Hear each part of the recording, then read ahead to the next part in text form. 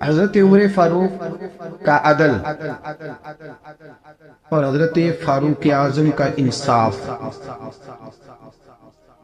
اس کو دنیا جانتی بھی ہے، مانتی بھی ہے۔ حضرت فاروق اعظم رضی اللہ تعالیٰ عنہ قاضیوں کا تقرر کرتے وقت سب سے زیادہ احتیاط کرتے تھے کہ بندہ کس قسم کا ہے، اس کا مزاج کیا ہے، معاشرے میں اس کا وقار کیسا ہے، اس حساب سے اس کو تقرر کرتے تھے قاضی کے لیے۔ اور کیا حال تھا، حضرت زید بن ثابت رضی اللہ تعالیٰ عنہ کو آپ نے قاضی مقرر کیا، بعد میں معزول کر دیا۔ کیوں آپ نے معزول کیا ہے؟ تو حضرت عمر کہنے لگے اس کی وجہ ہے، ایک دن ایک شخص نے، حضرت ابی بن کعب نے مجھ پر مقدمہ کیا، حضرت عمر پر مقدمہ کر دیا، تو فرماتے ہیں کہ میرے سامنے میں دیکھ رہا تھا، جب میں عدالت میں پہنچا تو زید بن ثابت نے میرا کھڑے ہو کے استقبال کیا، اور جب مدعی آیا ہے تو وہ بیٹھے رہے ہیں۔ تو میں نے کہا کہ جب آپ دونوں میں ملتے وقت انصاف نہیں کر رہے تو فیصلے میں کیسے انصاف کریں گے؟ آپ اس قابل نہیں کہ آپ کو قاضی بنایا جائے، معزول کر دیا۔ اگر میں بحیثیت مجرم، بحیثیت ملزم آیا ہوں، اگر آپ نے میرا کھڑے ہو کے استقبال فرمایا تو پھر مدعی کا تو زیادہ حق بنتا تھا۔ اور ہم پر اعتراض ہے کافر کا، وہ کہتے ہیں تم عدل نہیں کر سکتے۔ بولا آدمی ہے نا، وہ دیکھتا ہے آج کل کے مسلمانوں کو، آج کل کے مسلمانوں کو دیکھ کے رائے قائم کرتا ہے۔ ہم اسے کہتے ہیں ہاں آج کل کے مسلمان نہ دیکھ، وہ جنہوں نے ڈائریکٹ نبی پاک کی نگاہ سے فیض پایا تھا انہیں دیکھ، ڈائریکٹ جو رسول پاک کی نگاہ کے فیض یافتہ تھے، عدل و انصاف سے بھر دی دنیا۔ حضرت فاروق اعظم، حضرت عمرو بن عاص مصر کے گورنر تھے، حضرت فاروق اعظم نے انہیں متعین کیا تھا۔ ان کے بیٹے کا مصر میں جھگڑا ہو گیا کسی عام آدمی کے ساتھ، گورنر کے بیٹے کا۔ گورنر کے بیٹے نے اس مصری کو، ایک عام آدمی کو درے مارے، تجھے پتہ نہیں میں گورنر کا بیٹا ہوں؟ مصری نے کیا کیا، گھوڑے پہ بیٹھا سیدھے مدینے آ گیا، سیدھا مدینے۔ حضرت فاروق اعظم کے در دولت پہ پشت سے کپڑا اٹھایا، پشت سے اس نے اپنے نشان دکھائے تو جناب عمر کی آنکھوں میں آنسو آ گئے۔ ایک عام آدمی ہے، جانتے کوئی نہیں، تمہیں رو پڑے، اتنا ظلم، اور میری سلطنت میں کوڑے برسے تیری پشت پہ، فوراً بھیجا، جاؤ بلا کے لاؤ۔ حضرت عمر بن عاص اپنے بیٹے سمیت آئے، بڑی عدالت ہے۔ حضرت فاروق اعظم کے لفظ، فرمایا اس کو اس کی ماں نے آزاد پیدا کیا تھا، تو نے اسے کیوں غلام بنایا؟ اس کی ماں نے آزاد جنا تھا، تو نے کب سے لوگوں کو غلام؟ کہا بیٹے یہ کیا کہتا تھا؟ یہ کہتا تھا میں گورنر کا بیٹا ہوں، تجھے جانتا نہیں؟ فرمایا اب یہ بڑی عدالت ہے، کوڑا پکڑ اور اس گورنر کے بیٹے کی پشت پہ برسا اور اسے کہہ تو گورنر کا بیٹا ہے، میں محمد کا غلام ہوں صلی اللہ تعالیٰ علیہ وسلم۔ اسے بتا، اسے اب بتلا کہ تو گورنر کا بیٹا ہے نا، میں نبی پاک کا غلام ہوں، اور جو مصطفیٰ کے غلام ہوتے ہیں وہ سارے برابر ہوا کرتے ہیں۔ حضرت فاروق اعظم کا عدل، جناب فاروق اعظم کا انصاف، جناب فاروق اعظم رضی اللہ تعالیٰ عنہ، روم کا ایلچی آیا نا حضرت عمر فاروق کے پاس، تو وہ کہتا ہے میں پیغام لے کے آیا اپنے بادشاہ کا، اور میں سفیر تھا، میں بڑے ملکوں میں گیا، بڑے بادشاہ دیکھے، بڑے امیر دیکھے۔ حضرت فاروق اعظم رضی اللہ تعالیٰ عنہ کے دربار مجھے بھیجا گیا، جب پہنچا تو میں نے مسلمانوں سے کہا تمہارے بادشاہ کا دربار کہاں ہے؟ انہوں نے کہا نہ ہمارا بادشاہ ہے نہ کوئی دربار ہے، نہ بادشاہ ہے نہ کوئی۔ اچھا تو پھر وہ کدھر بیٹھتے ہیں؟ کہا یا مسجد میں ملیں گے یا اپنے جھونپڑے میں ملیں گے۔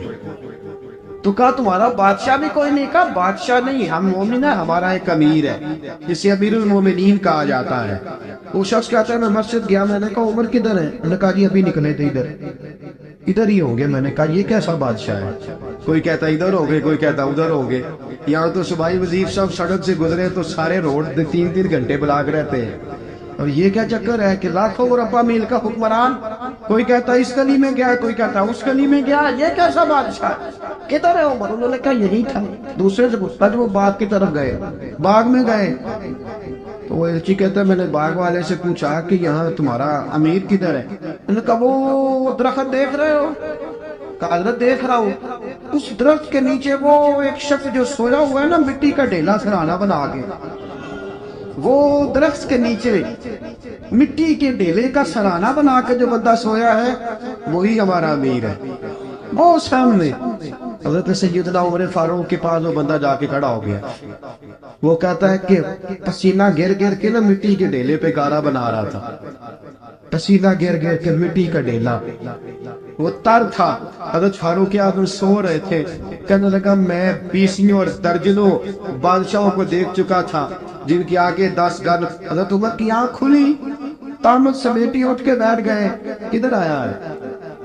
کہنے لگا حضرت جی آیا تو کسی اور کام تھا، آیا تو کسی، لیکن اب کام کوئی اور بن گیا ہے۔ آپ نے فرمایا اب کیا کام بنا ہے؟ کہنے لگا میرا کام یہ بنا ہے کہ میرا بھی دل کیا میں بھی کلمہ پڑھوں اور نبی پاک کا غلام بن جائے، یہ کام بن گیا۔ اور ساتھیوں بس مدینے میں وہ دن بڑا عجیب تھا جب سیدنا فاروق اعظم کے بیٹے کا معاملہ آ گیا۔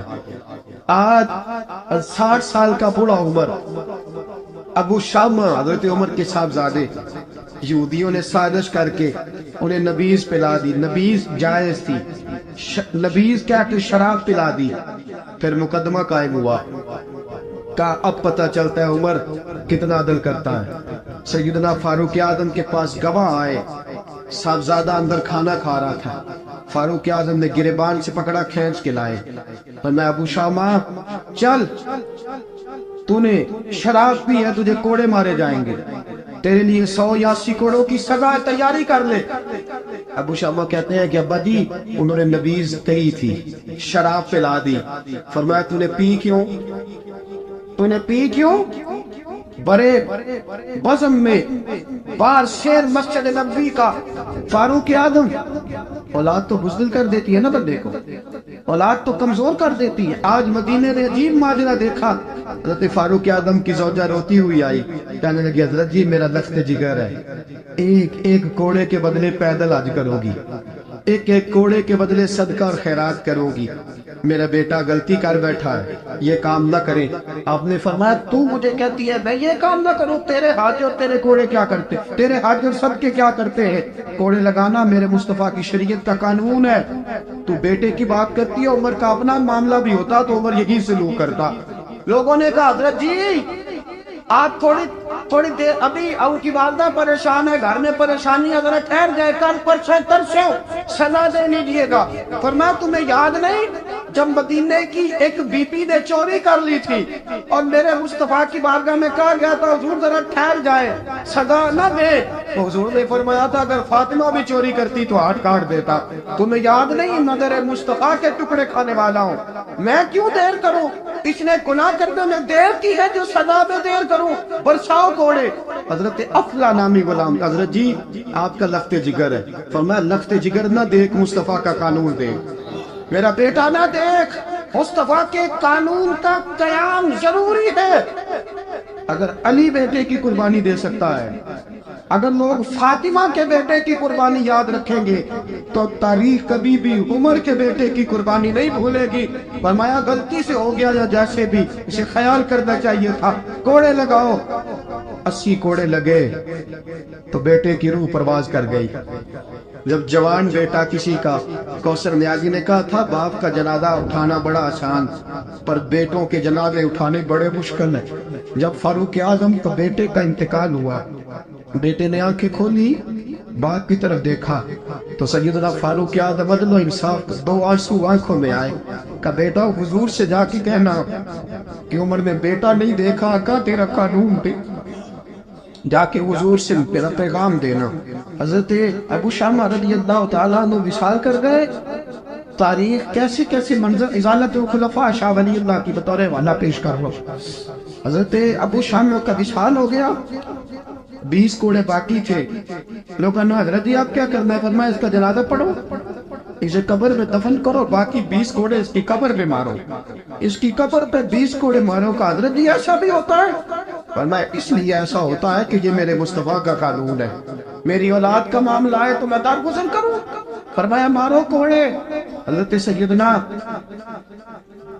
حذیفہ بن یمان فرماتے فاروق اعظم بیٹے کی قبر پہ کھڑے تھے، داڑھی آنسوؤں سے بھری ہوئی تھی، میں دوڑا ہوا آیا، میں نے کہا عمر نہ رو، آج خواب رات تیرے بیٹے کا جنازہ تھا، جنازہ پڑھ کے سویا ہوں تو خواب میں مجھے رسول پاک کی زیارت نصیب ہوئی ہے، نبی پاک خواب میں تھے تو 2 سبز غلے تیرے بیٹے کو پہنا رکھے تھے اور رسول پاک کی بغل میں کھڑا تھا، حضور نے فرمایا عمر کو جا کے کہنا کہ تو نے بیٹا پاک کر کے بھیجا تھا، اللہ نے جنت کے سارے دروازے کھول دیے ہیں، اللہ نے عمر کو میرا سلام کہنا اور اسے کہنا عمر تیرا حدود اللہ قائم کرنا خدا کو بھی پسند ہے، مصطفیٰ کو بھی پسند، ساتھیو